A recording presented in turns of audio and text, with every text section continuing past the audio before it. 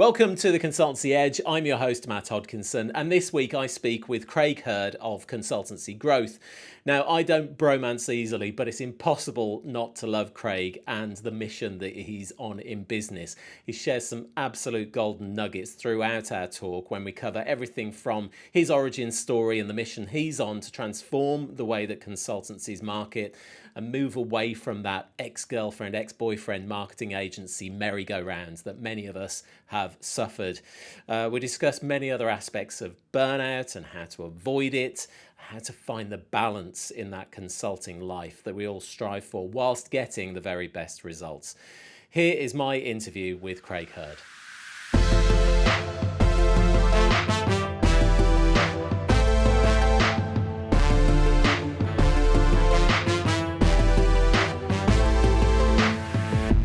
Craig Hurd, welcome to the Consultancy Edge. How are you today? Yeah, good.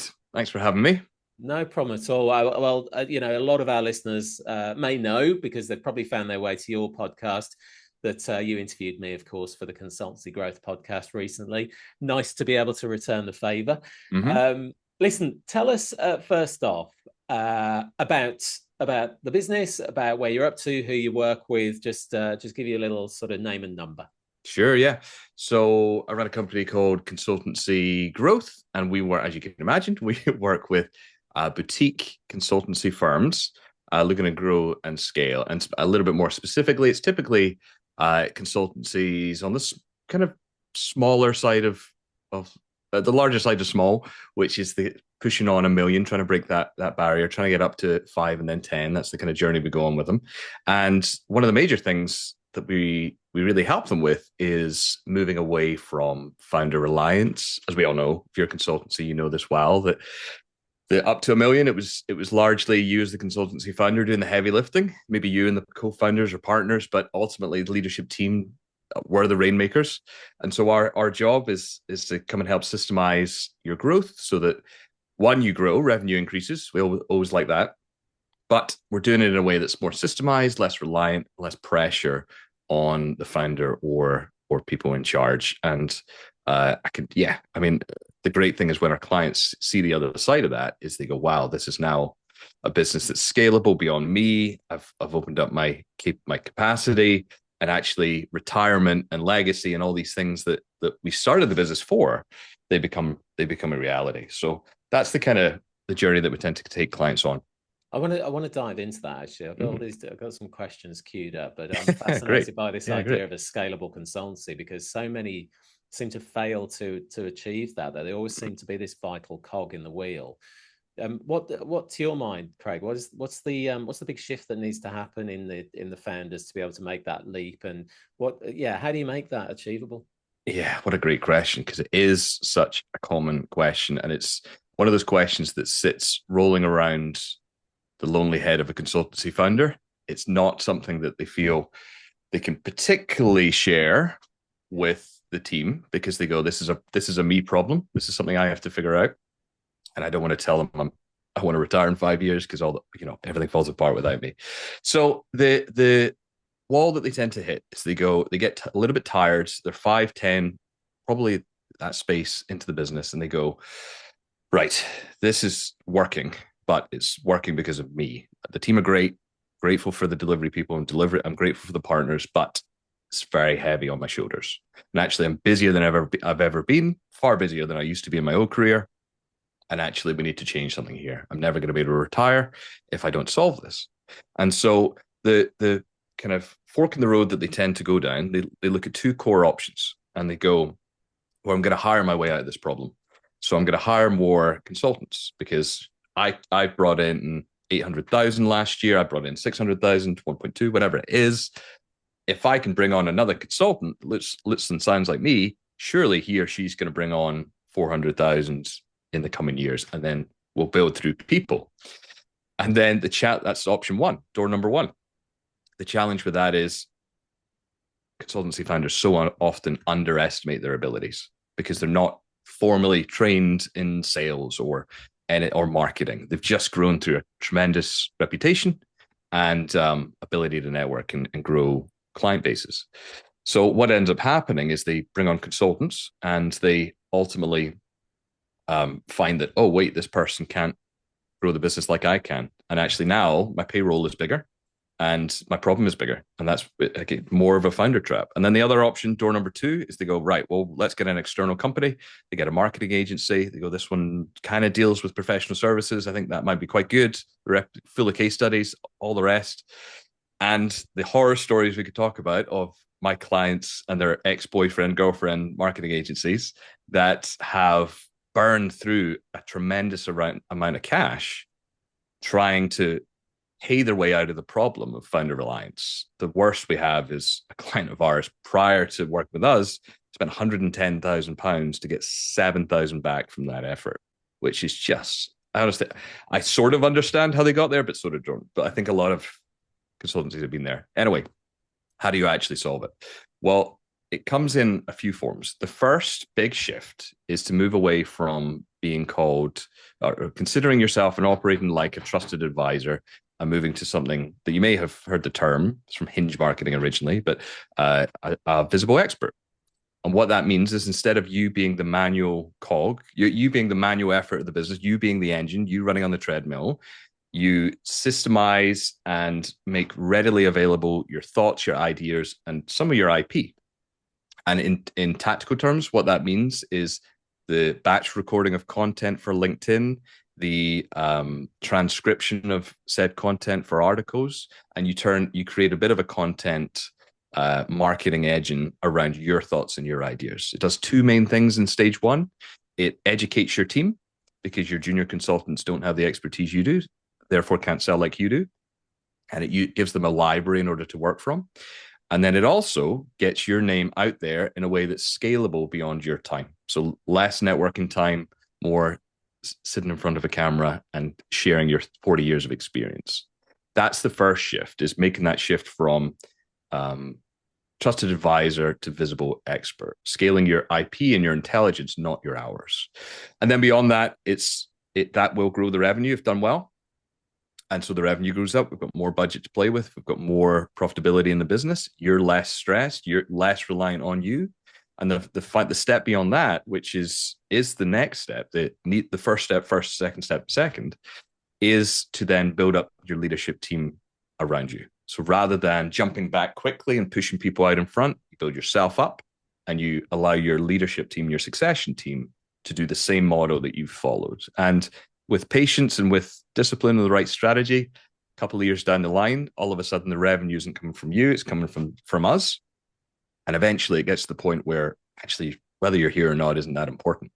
Your name can stay above the door, but your time isn't needed. Sounds amazing. Where do I sign? Right.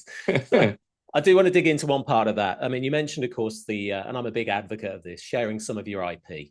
You know, putting perhaps the odd framework out there that you might use in the course of your day-to-day work without giving the keys to the farm, of course. Mm. But what is that balance? How much do you think people should be giving away? And also, how do you break through that inertia? I know we'll be present with a lot of consultancy owners. They'll be thinking, no, that's ours. Our competitors might see it, or our clients might go and just use it. They might feel they've got enough.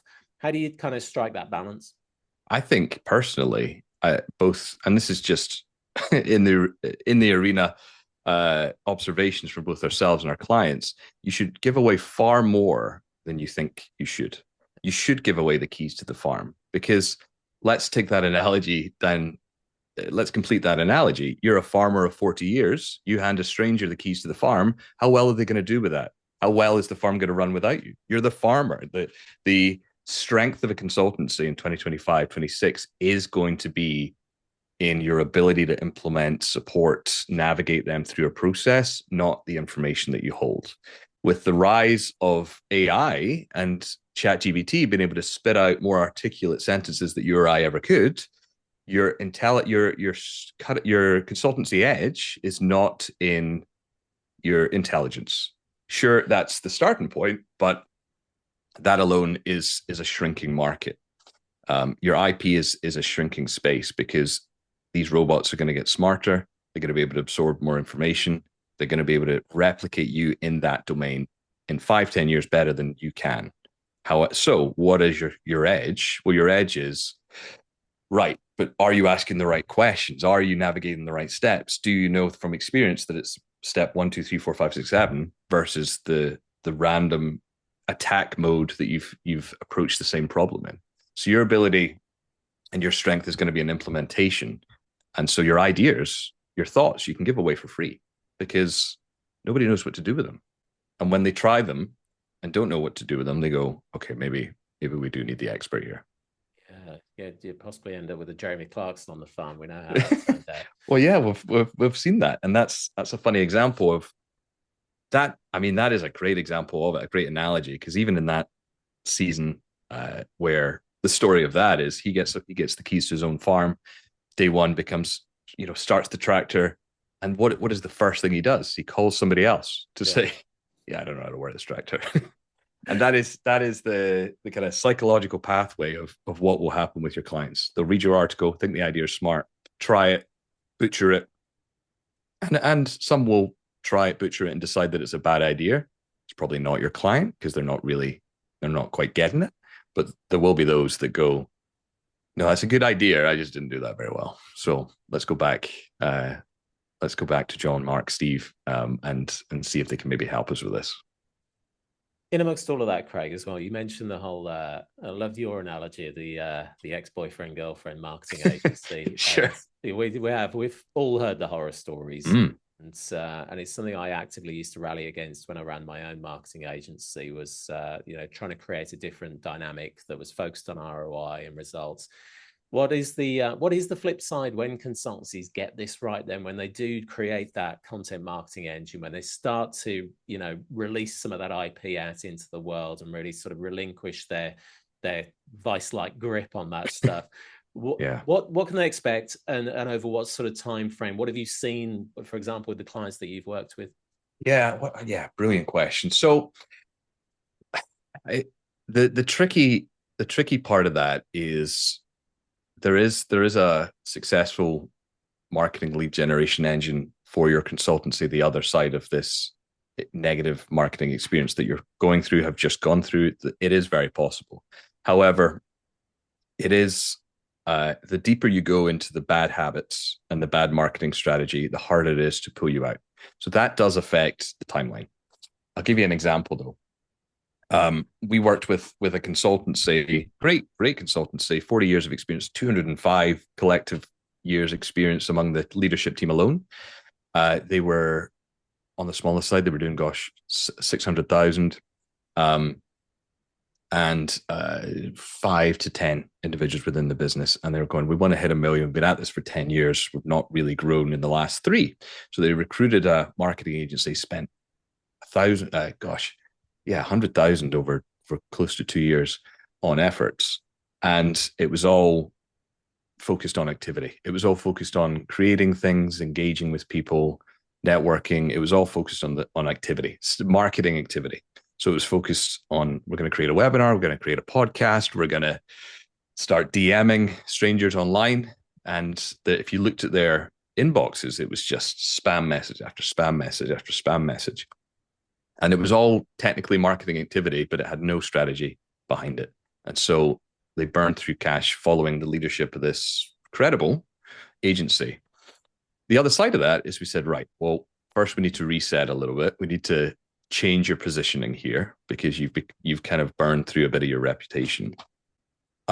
So what we focused on instead is strategy. And we focused on who are you as a consultancy? What is your core attributes?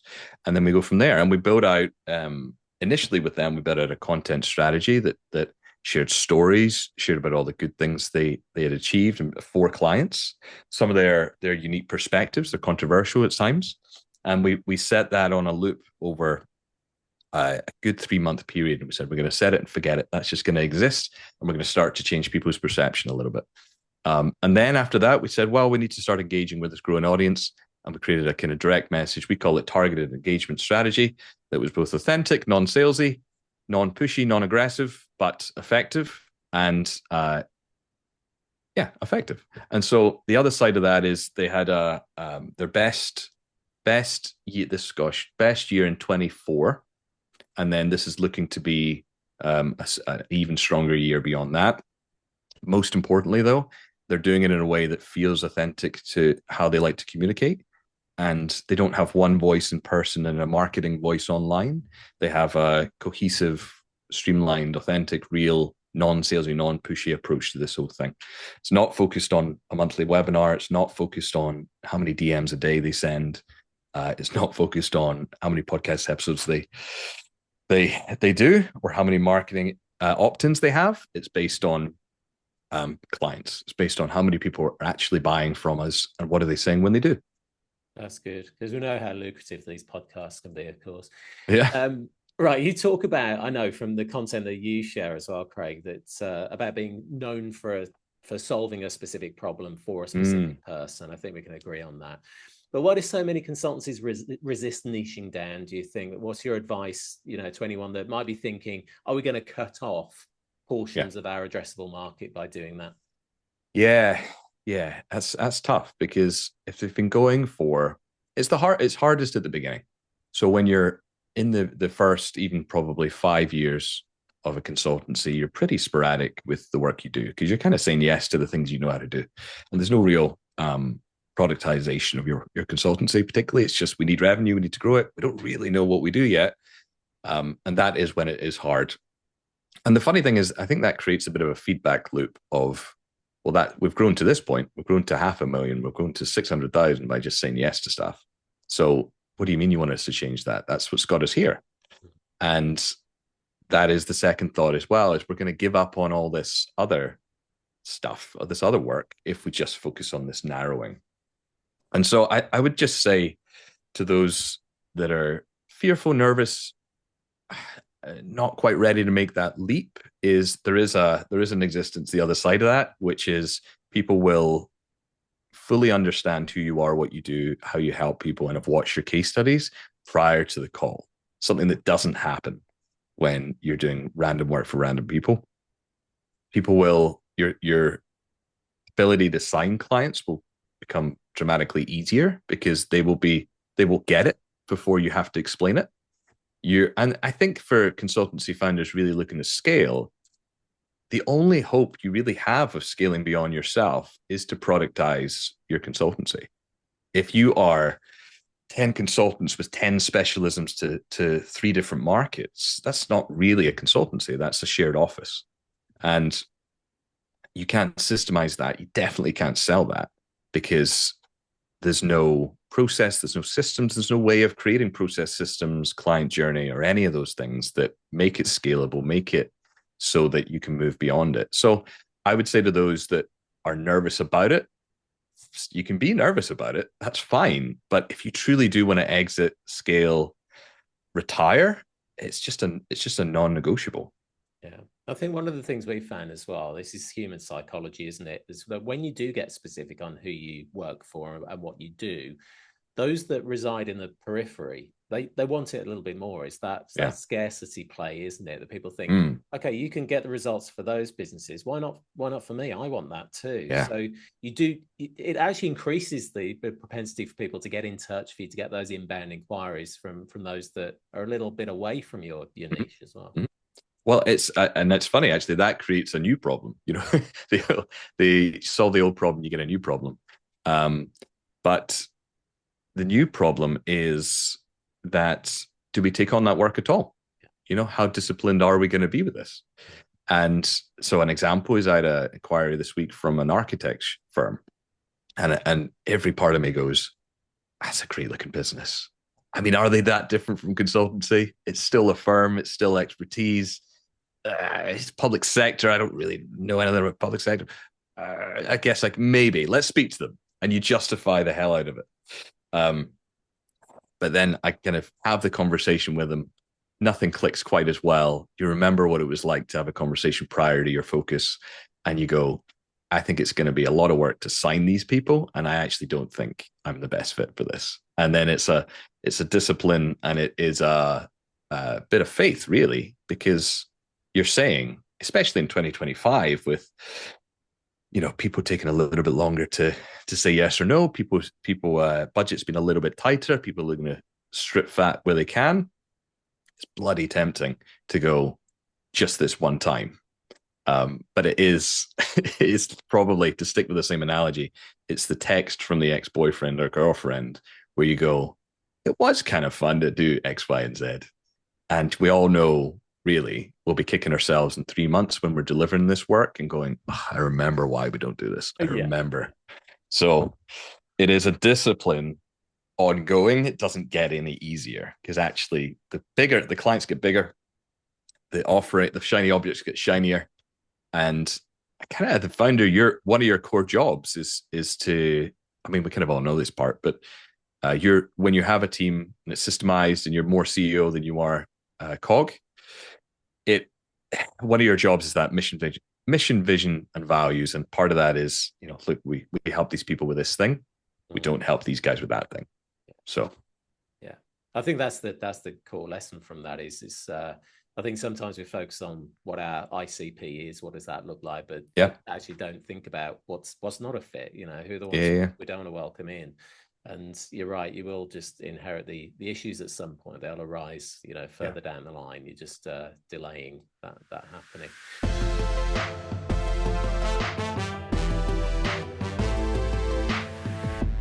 Craig, you've also said that hustle culture is dying, and good riddance to that, by the way. What systems do you believe? So you talked about obviously the systemization of consultancy as well. Yeah.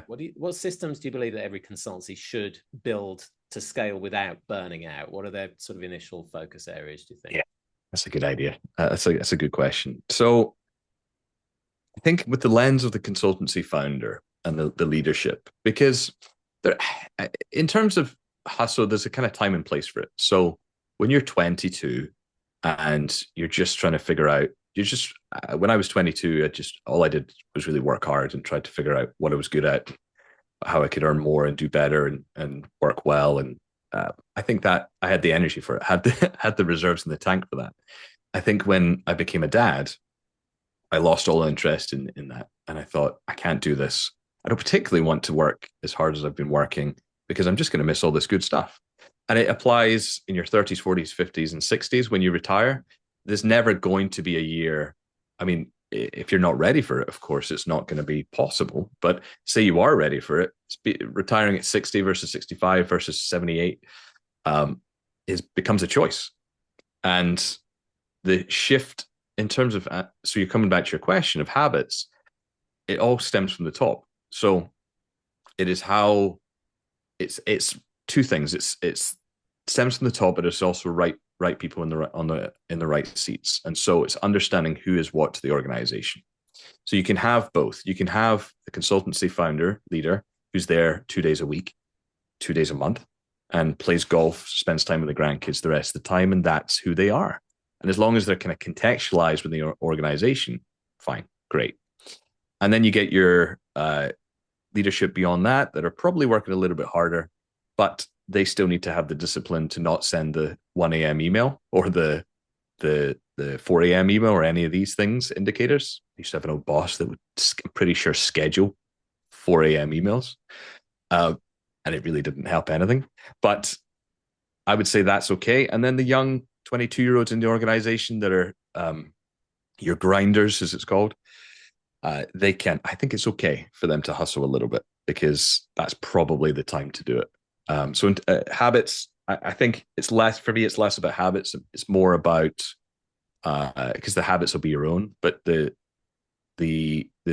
example that you set and combine that with this person is this to the organization, this person is this to the organization, and everybody understanding that, and everybody can kind of make sense of it. Because you don't want to look at the 22-year-old can't look at the 65-year-old and say, well, he only works 2 days a month, therefore I should. So it's context.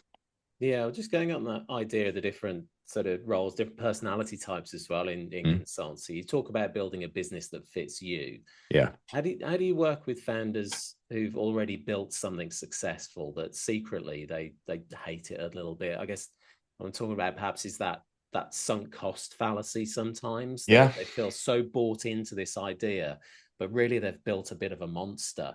What's the first step in your mind in sort of course correcting that? Well, yeah, absolutely. I mean, there is a time for most when you end up I mean, it's ebbs and flows, isn't it? Is that some days you're glad you can't even remember the day that you were employed. You're like, this is running this thing forever is what I want to do. And I think that can ebb and flow year by year, month by month. But there does get a point where you start to go, I need to stop doing this at some point. And I'm starting to resent it because now it's not, I've made the money I want to make, or I've made as much as I think I'm ever going to make. And it's maybe time to move on, exit, disappear, offload.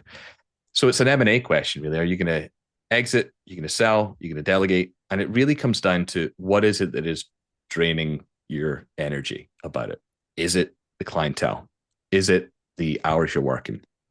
Is it the work that you're doing? Are you still at 65 or even 45 doing far more delivery than you ever wanted to do? Are you doing far less delivery than you ever wanted to do? So I think energy is really important. Energy is what's going to sustain. The old thing of if you're working hard and it's and you don't like it, it's stress. If you're working hard and you do like it, it's passion. But it's about understanding where does your energy come from, where does it, what drains it, and then either building a business around you based upon I need to be doing more delivery, I need to be doing no more delivery, I need to be really part of the business, I need to be not part of this business, I need to work with this client, I need to get rid of all these clients. All of these things is a really, really personal thing. Yeah. And so it's understanding what gives me energy, what doesn't. And if that's unclear, then a way to approach that is personality profiling, disc profile, I'm sure Myers-Briggs, any one of these, but understanding a great combination, a fun combination is a disc profile analysis. You get free ones online now that are pretty accurate. Throw in the answers to that in ChatGPT and asking what advice would you give to this individual? I did exactly that, and Chat told me, you're great at starting things, you're great at moving forward, you're pretty awful at maintaining, and your detail is non-existent. I went, yep, that's right. So therefore, what's my schedule? What should it be? Spat out a great schedule. Also, what are the characters I need within the business? This was about 12, 18 months ago. What are the characters you need within the business? You need an operator, you need a detailed individual. And those people now exist in the business. I feel a lot healthier, happier because of it. So that's the kind of short-term version. The longer term is what's the root cause of the energy drain. I did want to dig into that with regards to your own personal journey as well, Craig. So I think you're correct in saying you've been pretty open about your journey from burnout to building a more sustainable business. I'm always fascinated by that. I saw that brand origin story and what sort of drove you to go on the path that you have. What was the turning point, and how has that shaped the way now that you coach others as well? Yeah. So I've had multiple burnouts, really. It took me a few. I'm not that bright, so it's taken me a few times to learn the same lesson. But a bit of a dunce in school. But the most recent, and hopefully the last, I mean, it's organized to be the last, was I had built a training company around client acquisition, marketing efforts, built for professional services consultancy, same idea.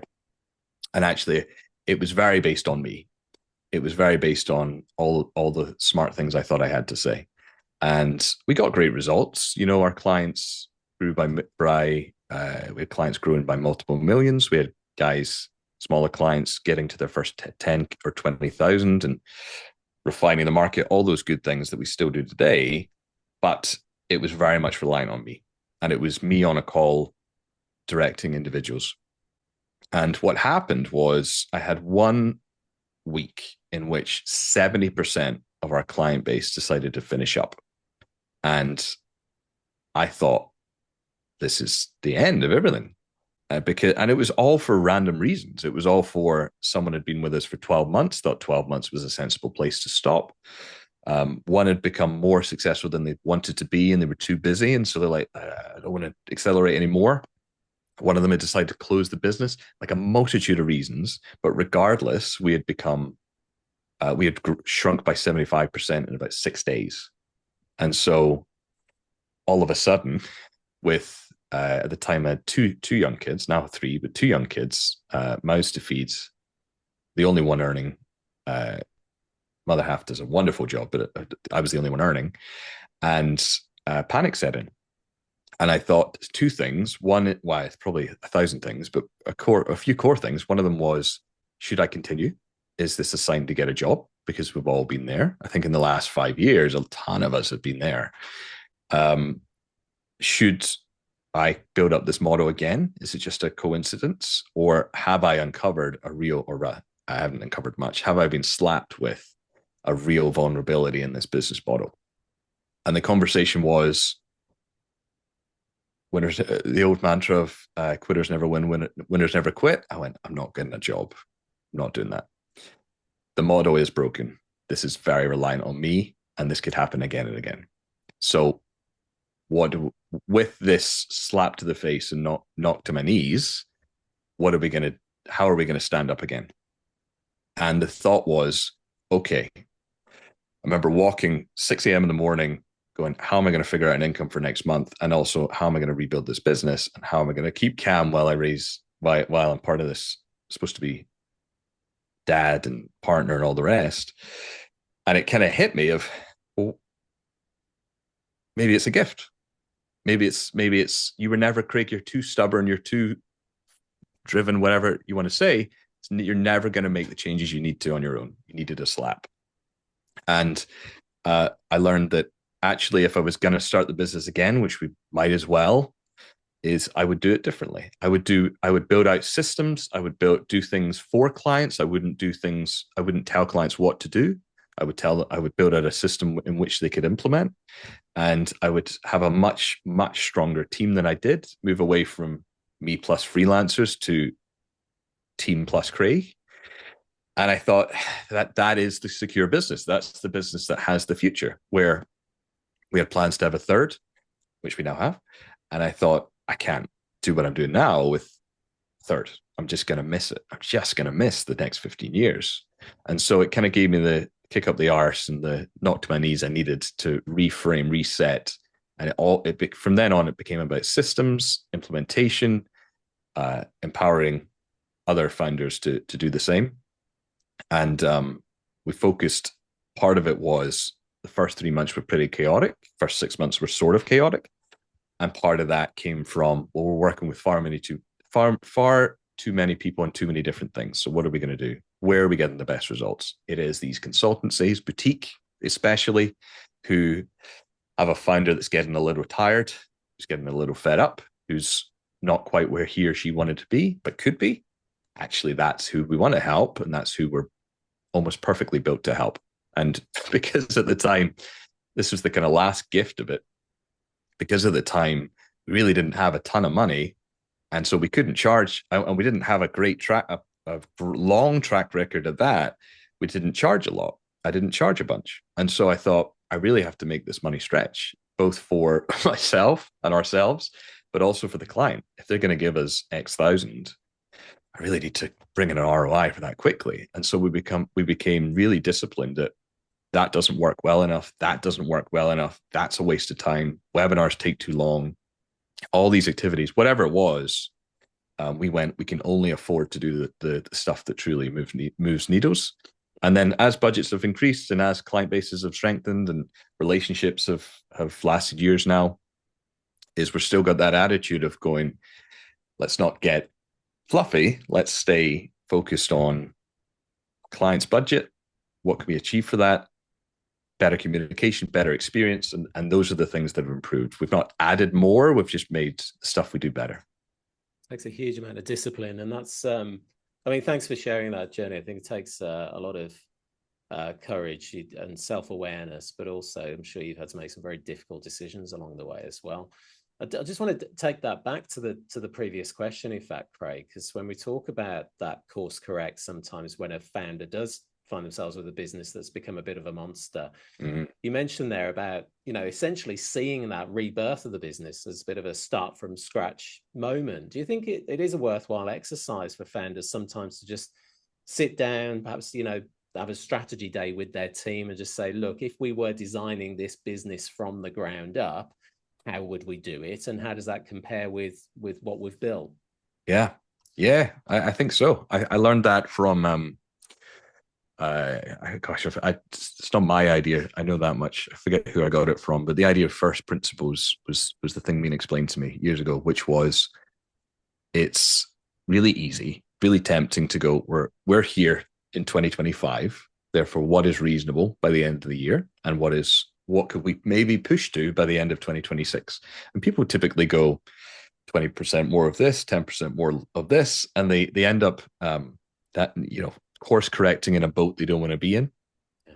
And in truth, the answer is taking yourself. I think it has to be an exercise done alone.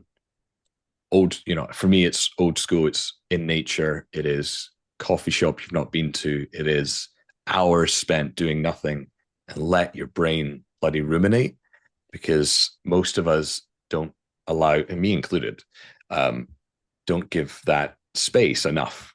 Like, don't give our brain enough space. And my experience personally is, even say 5 years ago, pre-pandemic, I didn't make any space for that stuff at all. I just didn't believe in any voice except for my own. There's a ton of arrogance in that, and a ton of vision, best intention, but closed-minded.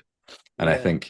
I think if you can open up, go for a long walk, speak to people you haven't met before, all these things, these stuff that writers or advertisers might even do, or creatives would do, let the space be there, sit in silence, and the answer will be there, I think.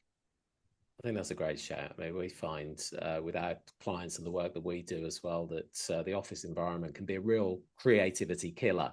Getting out into nature, just getting into a different situation, you allow those best ideas to come to you.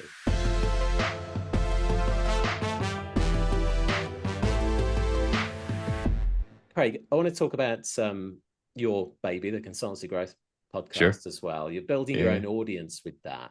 What surprised you most about growing a personal brand and an audience in the consultancy space when you've been focused on the podcast side of things?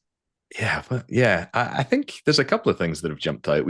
I ran a podcast with the old business. It was 200 episodes, and I think with that one, it was funny, actually. Funny looking back, very painful at the time.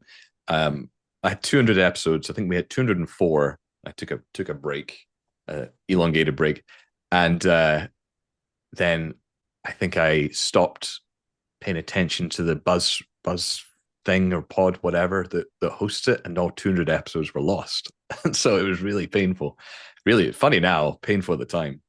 But it became a bit of a training ground on how to run a podcast, and definitely how to not run a podcast. Podcast, if you're considering it for your consultancy, is it can be a double-edged sword. It can be fun at times. It can be a killer, and I think there does need to be a business case for your podcast. But I think what I've learned about this one as well is a couple of things: how fun it is, how well it aligned it is with our business model at the moment, and also how open and vulnerable a lot of consultancy founders are willing to be. Yeah. Typically I use it as a way to get to know somebody more than existing clients. I don't think I've had any clients on it yet. So I use it as an excuse to get to know somebody. And it is amazing how you've known somebody for about 38 minutes and they're telling you about their darkest days and when the business fell apart and they had no profit and they couldn't pay themselves for 2 months and they had kids at home and all this stuff. And you go, wow, your LinkedIn profile doesn't tell me that.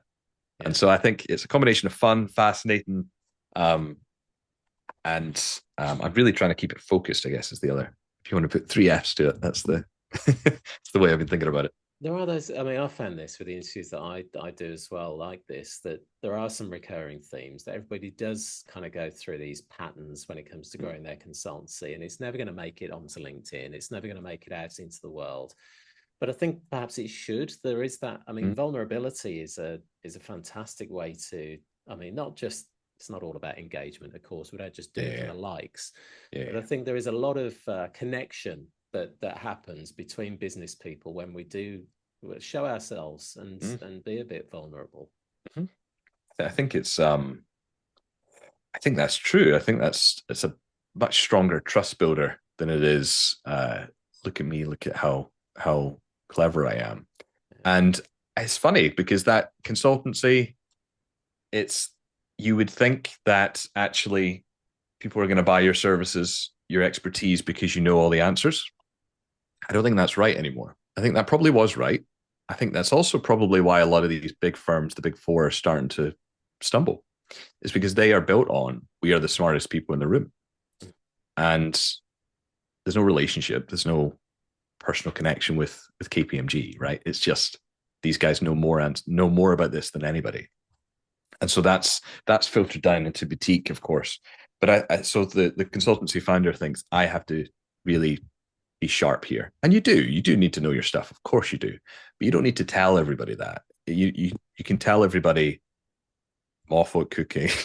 I had, when the business started, it wasn't profitable. It wasn't profitable for 12 months. You can share these mistakes and these problems and these vulnerabilities, and it doesn't take away from who you are as an expert.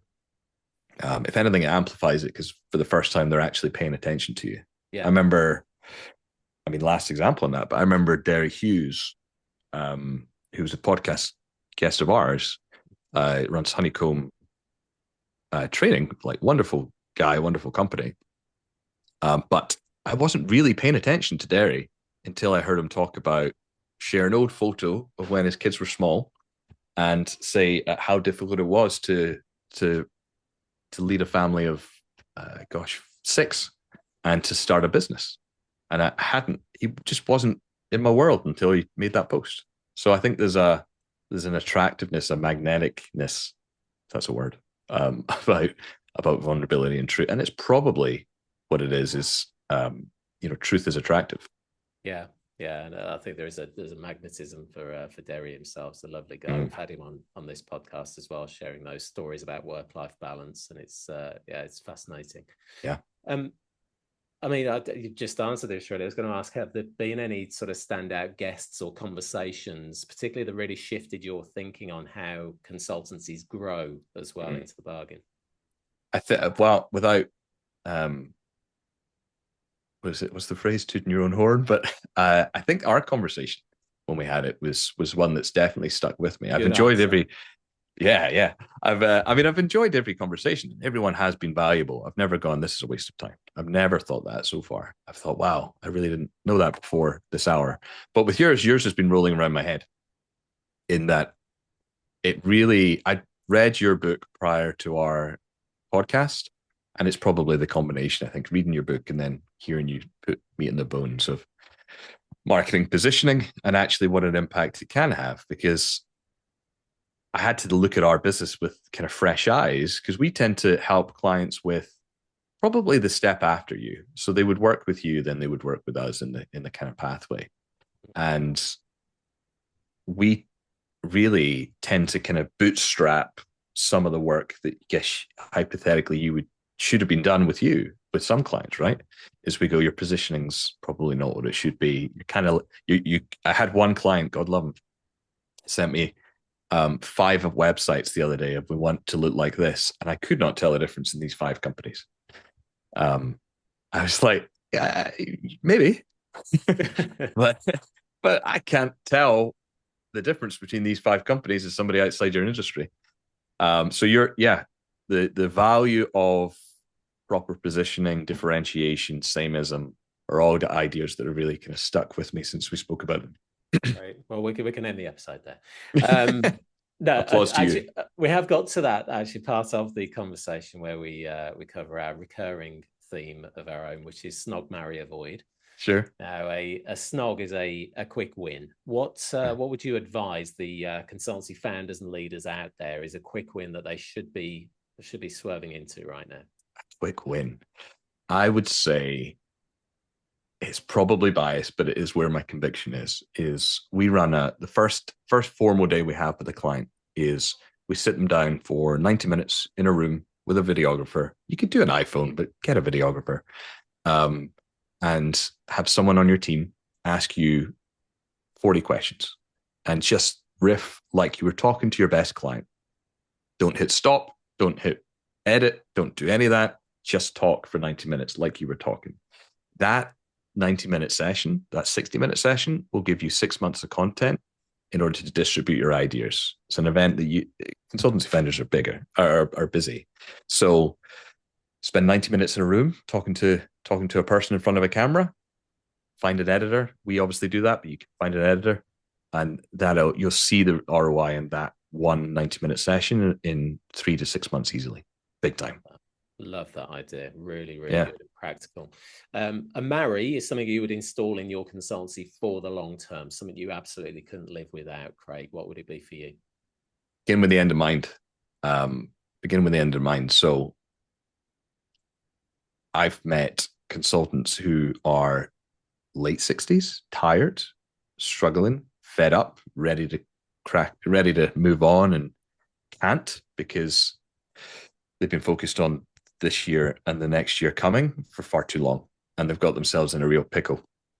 When you're 45, 55, 65, whatever age you are, look at where you want to end up and build the business around that. And your discipline will naturally come with choosing the right clients, recruiting the right people, exiting the wrong people.